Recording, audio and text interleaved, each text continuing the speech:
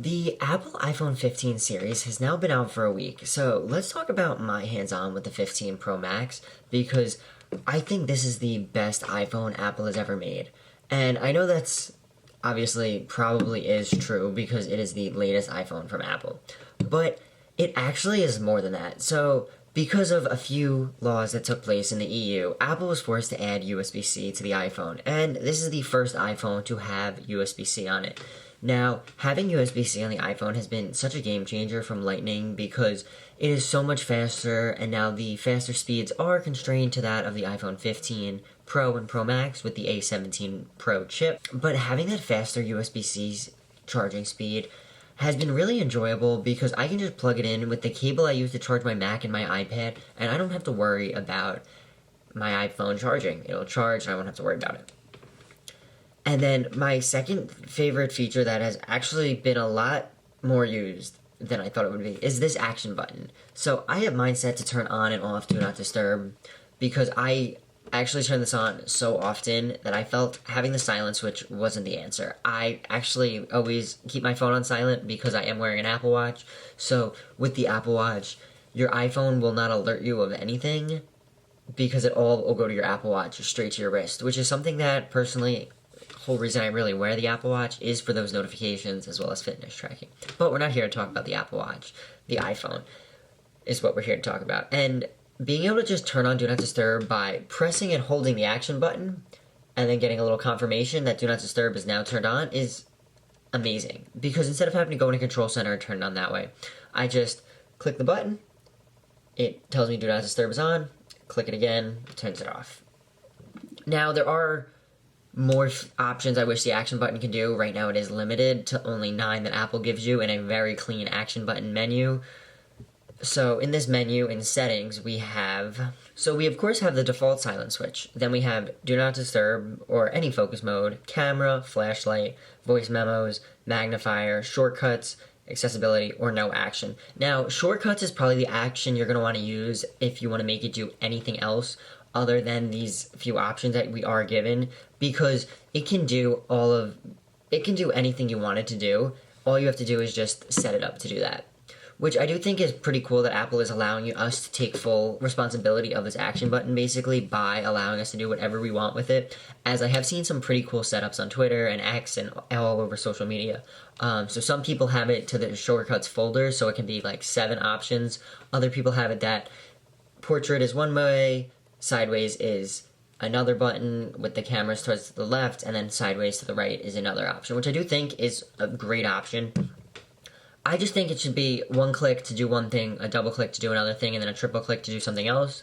But we do also have back tap, so maybe we don't need that. But it is also running iOS 17.0.2, which is the third version of iOS, which brings no big changes because iOS 17 brings about the big changes. 0.0.1 and 0.0.2 bring those small little changes that just need to get fixed real quick. So maybe we'll see this in the future. Now, the new design with the titanium has absolutely been amazing. So personally, I did choose to go with the white titanium iPhone 15 Pro Max, as these titanium edges look absolutely so good. They look so much cleaner than the stainless steel do because they actually stay a lot cleaner than my iPhone 14 Pro, 13 Pro, 12 Pro, and any stainless steel iPhone I had before, because I can't tell you the amount of times in a day I would find myself taking a sleeve and just like cleaning the bottom or cleaning the sides of the phone because it looked absolutely disgusting. And the white titanium actually doesn't really show fingerprints at all, which is something I'm very excited for and happy for, because I've seen some pictures on X of black iPhones and blue titanium iPhones, and they don't look the greatest, as they do show a lot of fingerprints. And I've also used Apple's fine woven cases. So right now I'm using the leather wallet, as I didn't buy a new wallet, but I've actually used the fine woven case for a little while, and I'm actually a very big fan of the fine woven case, and I think it was the right call to replace leather. Now, I'm probably in the minority on that, as I understand a lot of people actually don't like them. But for a first-gen product, it does seem to be very well made. And I know the durability isn't the greatest, but it's just so comfortable to use. And I am very curious, though, to see how it holds up over time, because right now they look amazing, but in the stores and being handled by a lot of people, they don't look that good after some time. But we'll have to see as time goes on. Now, the new camera system on the 15 Pro Max has been absolutely amazing. So I've only taken a few pictures with it, but the camera is just so much better. The pictures come out so much clearer. And that new 15x zoom, where has this been all these years? And I know other phones have had it, but now that it's on the iPhone, I think Apple did it the right way, because you can change from 0.5 to 15x without even realizing you're changing lenses. And this does technically have 7 lenses, and yes, I know there's only 3 on the back, but it does have multiple focal lengths, so the 5x to 15x is 120 millimeters, 1x is 24, 1.2 is 28, and then 1.5 is 35 millimeters. So we have all these new camera modes, which is something that is very good to have, and I think a lot of people are going to use on a daily basis. As I know, I take a lot of pictures, some up close, some up far, and I mainly am using the 1x zoom, but having them be 48 megapixels and just look a lot better is something I'm very looking forward to.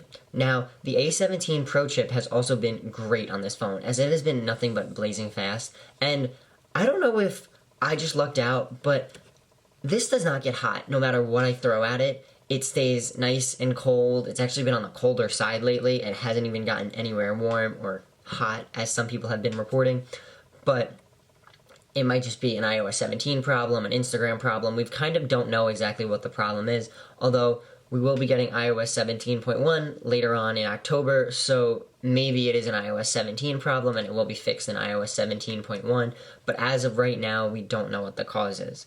But overall, this phone has been absolutely amazing. I'm absolutely loving it, from the white color to the titanium edges to just how much faster it is, and even the smaller bezels and the more comfortable feel in the hand. Apple really knocked it out of the park this year with the 15 Pro series. Well, with really all the 15s, because I've held all of them, I've seen all of them in person. I do wish the regular 15s were a little more colorful, but hey, there's always next year, right? But I want to know what your favorite feature about the 15 series is, if you picked one up. Or if you picked one up, what color did you get? Let me know with a comment down below, and if you want to subscribe and hit the like button while you're down there, I'd greatly appreciate that, as that lets me know you like this content that I'm making, and I want you to remember, today's a good day to make a great day, and I'll talk to you in the next one. Peace.